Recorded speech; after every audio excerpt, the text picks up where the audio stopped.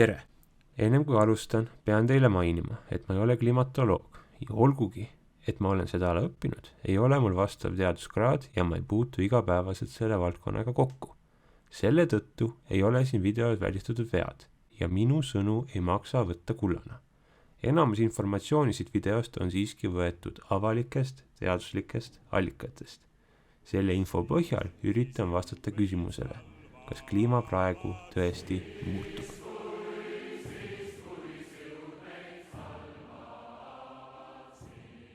Praegu käib Eesti ühiskonnas üha suurem diskussioon kliimamuutuse teemal, mis on hea, kuid tegelikult on asi diskussioonist väga kaugel. Üksteist veenda küll ei proovita ja see, mis toimub, sarnaneb rohkem ülekarjumisele kui reaalsele diskussioonile ja selles on süüdi mõlemad osapooled. See peegeldub ka meedias. Olgugi, et artikleid ja uudislike kliimamuutuse kohta on palju, tunduvad need kõik mulle olevat pealiskaudsed. Räägitakse tagajärgedest, mis toimub, kuid jätakse rääkimata miks ja kuidas. Täpselt kust kõik see informatsioon tuleb, kui usutav see on ja mida loodetakse muudatustega saavutada. Ehk puudub piisavalt põhjalik analüüs, mis annaks inimestele ülevaate ja laseks tal ise otsustada, mis selle kliimaga praegu toimub. Sellepärast, et muidu inimene sööks ja tarbiks selle maakera lihtsalt paljaks. No, selles ongi küsimus, sellepärast, et kõige kuulsa mees oli ju köör. Ma ei välista, et nendele küsimustele on kunagi mingis telelõigus vastatud. Kindlasti on, aga lihtsalt kättesaadavas informatsioon ei ole, eriti eesti keeles. Minu lootus on, et see video muudab seda. Kui kellelgi on küsimus miks ja kuidas, siis saavad nad vastuse siit. Mu lootus on ka see, et see video avab inimesi ja tekitab tõelist diskussiooni. Seega, kliimamuutus. Hoolimata sinu ja poliitikute hoiakutest võtavad Eesti riiklikud asutused ainuüksi kliimamuutuse ohtu tõsiselt ja on võtnud seisukoha, et kliima soojenemine toimub ja on inimtekkeline. Asutus, millest ma räägin, on Eesti Keskkonnaagentuur. Internetis on kättesaadaval nende keskkonna- ja kliimaaruanded, kus kasutatakse peamiselt riigi ilmateenistuse andmeid. Riiklik ilmateenistus, nagu enamus asutusi Eestis, on väga põneva ja keerulise ajalooga. Asutus on sama vana kui riik ise ja olgugi, et meteoroloogia andmeid koguti juba tsaari, vabariigi ja maailmasõja aegadel, algab statistika 60-ndatest. Tegemist pole mingi vandenõuga, põhjus on väga lihtne. Ennem 1966. aastat ei mõõdetud ilma kindlatel kellaaegadel ja kindlates ilmajaamades. Mõõtmisi viinud läbi ka meteoroloogid, vaid lihtinimesed. 1966. aastal hakati ühtlaselt ja kindlatel kellaaegadel ilma uurima. Seirejaamade arv suurenes ja parameetrite arv koos nendega. Seda tänapäevanigi, kus ilmaseirejaamad on automaatsed ja uurivad erinevad parameetrid, seal hulgas temperatuuri, õhurõhku ja kui see on veekogu ääres, siis kohaliku veeparameetrid. Kõik need andmed on Eesti ilmateenistuse koduleheküljel. Seire on ka selgelt reguleeritud. Termomeetri kõrgus, kalibreerimine, termomeetri tüüp on identsed kõikides jaamades. Mida aeg edasi, seda täpsemaks on mõõtmine muidugi läinud. Seda eriti automaatjaamade kasutusele võtmisel. Saadud statistika graafikusse pannes on näha segast tõusude ja languste siluetti, mida vaadates on raske aru saada suurtest muudatustest. Sellele vaatamata on statistikud meile graafikus tõusud välja arvutanud. Suures plaanis on kliima soojemaks muutunud, kuid seda ainult viimase paari aastakümnega. Ennem 80-ndaid püsis Eesti kliima suurte muutusteta. Alles peale 1981. aastat saab selgelt järeldada, et Eesti ilm hakkas soojenema ja peale aastat 1990 hakkas väga kiire õhutemperatuuri kasv. Aruande kokkuvõtte järgi on keskmine temperatuuri tõus Eestis olnud alla 2 kraadi.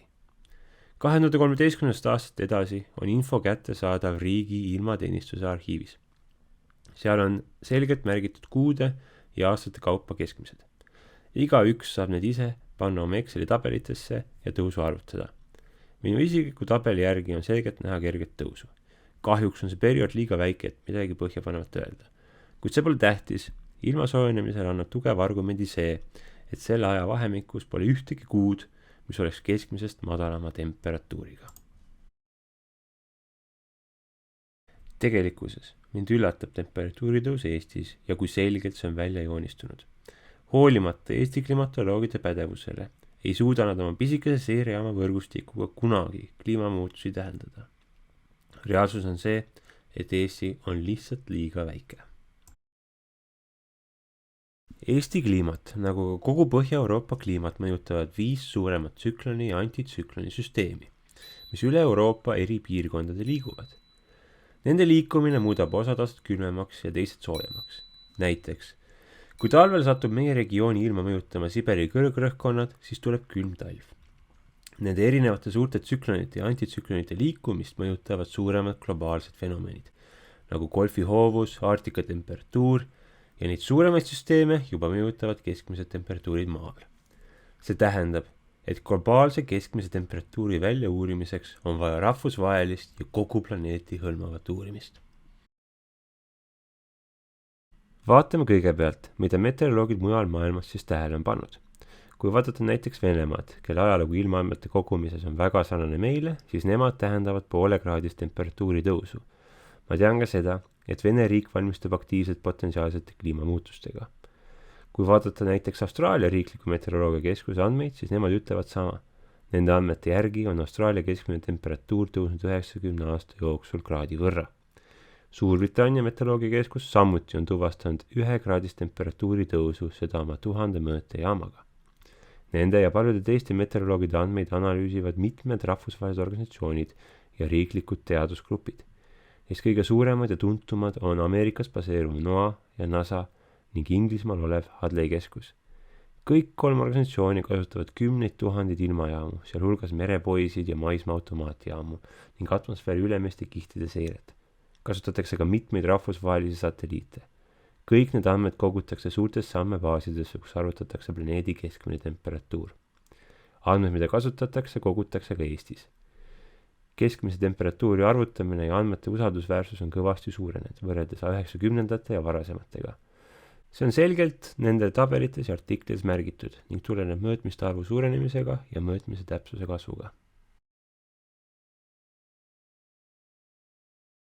Teadusgrupid ja ülikoolid on seda teemat uurinud kauem kui ükski rahvusvaheline organisatsioon ja on nii palju artikleid kliimamuutuse kohta kirjutanud, et sa pead vaid kirjutama Google'isse riigi pealinna, kliimamuutus ja mureks on vaid valida. Niimoodi valisime 3 suvalist riiki. Kirjutasin Google'isse Hispaania ja peale paari tasulise artikli vahel jätmist leidsin 1 tasuta. Antud teadusgrupp proovib kokku võtta Euroopa kliimat ja on väga mõnus tutvustus erinevatele andmebaasidele ja erinevatele kliimaseirmeetoditele. Rio de Janeiro ülikoolist leidsin sarnase artikli Lõuna-Ameerika kliima kohta. Mu lemmik oli aga kliimaaruanne Tokyo ülikoolilt ja meteoroloogidelt. Seda selle põhjalikkuse ja selge arvutuskäigu tõttu. Sõlmab muidugi Jaapanit, kuid on ka kogu Vaikse ookeani kliimat uuriv. Ja sellise artikleid on veel ja veel ja veel. Üks tähelepanek küll on. Enamus neist artiklitest on suhteliselt vanad. 2015. aastast nooremaid on raske leida. Enamik ülikoolide teadustööst on nüüdseks pühendatud tagajärgede ohjamiseks ja tuleviku prognoosimiseks.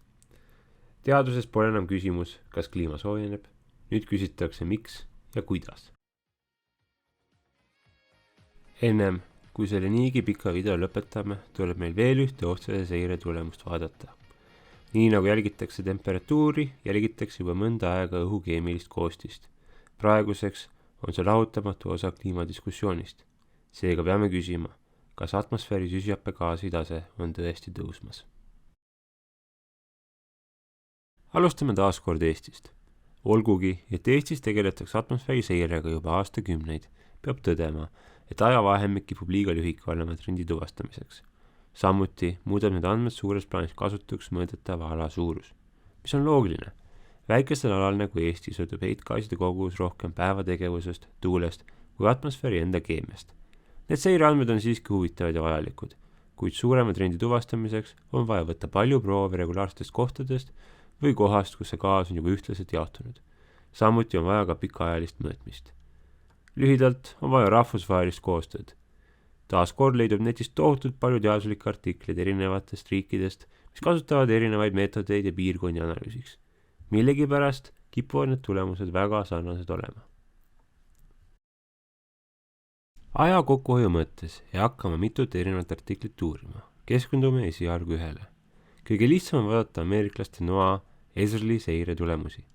Nende tulemused on kõige põhjalikumad ja on selle tõttu paljudes teistes artiklites viidatud. Juba 80-ndatest kasutavad nad oma uuringutes satelliite ja praeguseks on neil üle 5000 jaamu üle maailma. Ennem seda võeti õhuproove mere kõrguselt ja jaamu oli kõvasti vähem. Ennem 60-ndaid võetud tulemusi ei saa usaldada, seda toonaste meetodite ebatäpsuse tõttu ja standardite puudumise tõttu. Kokkuvõtvalt, mida aega edasi, seda täpsemad on tulemused ja viimase 30 aasta tulemused on kõige põhjapanevamad. Esrl selgitab väga põhjalikult oma meetodeid. Proovivõtukohad, kellaajad ja meetodid on neil lehel olemas. Proove võetakse mägede tipust, lennukitest, mere kõrguselt, tagades nii laia ja täpse proovi kui võimalik.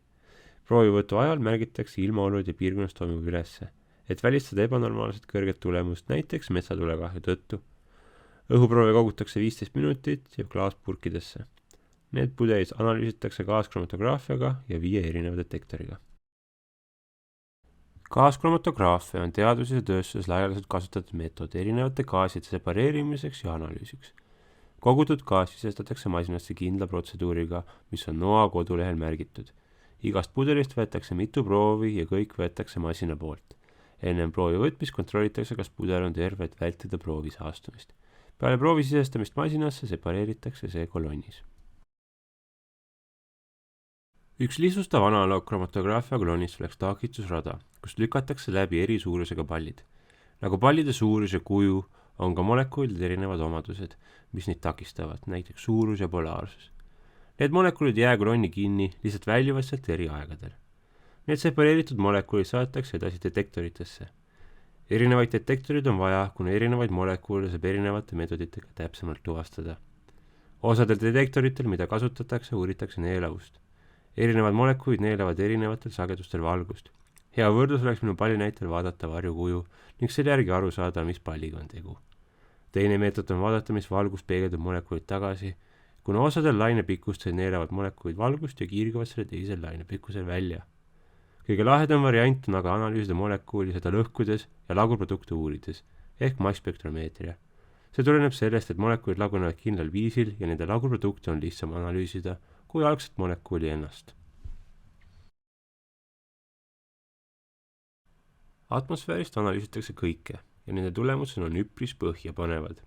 Hapniku, lämmastiku, argooni ja veeauru tase pole muutunud. Tõusnud on süsihappegaasi, metaani, lämmastikdioksiidi, vääveldioksiidi, aerosoolide ja freoonide kogus. Põhjus, miks süsihappegaasi kogus niimoodi kõigub, tuleneb aastaaegadest. Talvel ei toimu põhjapoolel fotosünteesi ja loomulikul teel suureneb süsihappegaasi kogus. Sarnane protsess esineb vähemal määral ka teiste gaasidega. Nagu näha, siis loomulikule kõikumisele vaatamata on nende kõikide tase atmosfääris tõusnud. Kokkuvõtvalt on selge, et kliima on soojenemas ja koos sellega on ka atmosfääris osade gaaside kontsentratsioon suurenenud. Seda tähendavad nii Eesti kui rahvusvahelised teadlased. Kindlasti on inimesi, kes usuvad, et kõik teadlased valetavad ja on mingi globaalne vandenõu, mis on nii suur, et üksteist vihkavate rahvaste ja ideoloogiatega teadlased on kokku leppinud koos valetada. Et teaduslikud artiklid, komisjonid, foorumid ja andmevõrgustikud on üks suur pettus. Et kõik skeptilisus, mis selle teooria vastu algselt oli, ei kadunud mitte asitõendite, vaid raha tõttu. Järgmine episood vaatame, kas saab teadlasi ja teaduslikud meetodeid usaldada. Järgmine episood üritame aru saada, miks kliima muutub, milliseid mehhanisme selle selgitamiseks teadlased pakuvad ja kas inimtekkeline kliimamuutus on reaalne. Selle episoodi eesmärk oli jõuda selgitusele, kas kliima on muutumas. Ma loodan, et suutsin teid veenda, et nii see on. Suutsin ka selgeks teha, kust me teame, et need muutused toimuvad. Lõpetuseks üks mõttetera. Mõõtmised ja rutiinne kontroll ei ole ainus indikaator kliima osas. Kui sa neisse ei usu, siis äkki usud oma ja teiste inimeste silmadesse. Ilm on muutunud ja seda üle terve maailma. Liustikud on Alpides kadumas. Suved on kuumemad, talved soojemad. Kui mitu lumeta talv oli 70-ndatel, 80-ndatel ja nüüd praegu. Kui palju oli 30-kraadiseid juunikuid? Midagi on ju muutunud. Järgmise episoodini.